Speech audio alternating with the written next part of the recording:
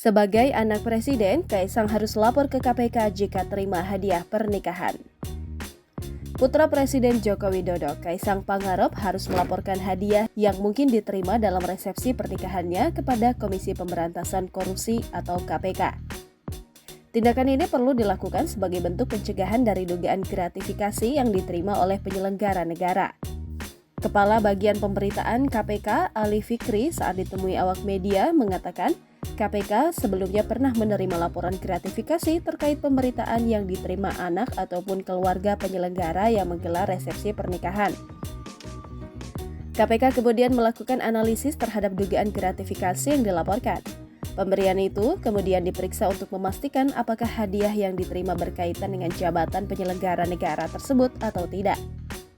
Hal ini menentukan hadiah itu merupakan benda yang mesti diberikan kepada negara atau menjadi milik penyelenggara negara terkait. Adapun pelaporan penerimaan hadiah itu maksimal 30 hari kerja. Hal ini mengacu pada Undang-Undang Nomor 20 Tahun 2001 tentang Pemberantasan Tindak Pidana Korupsi. Setelah menerima laporan tersebut, KPK akan melakukan analisis, telaah, dan menetapkan apakah hadiah tersebut berkaitan dengan jabatan penyelenggara negara terkait atau tidak. Sementara itu, juru bicara pernikahan Kaisang Pangarep dan Erina Gudono sekaligus putra Presiden Jokowi, Gibran Raka Buming Raka, mengatakan pihaknya tidak menerima sumbangan ataupun amplop. Hal ini sebagaimana diberlakukan dalam resepsi pernikahannya beberapa tahun lalu. Sebagai informasi, putra Presiden Jokowi, Kaisang Pangarep, menikah pada akhir pekan. Rangkaian acara telah berlangsung sejak kemarin.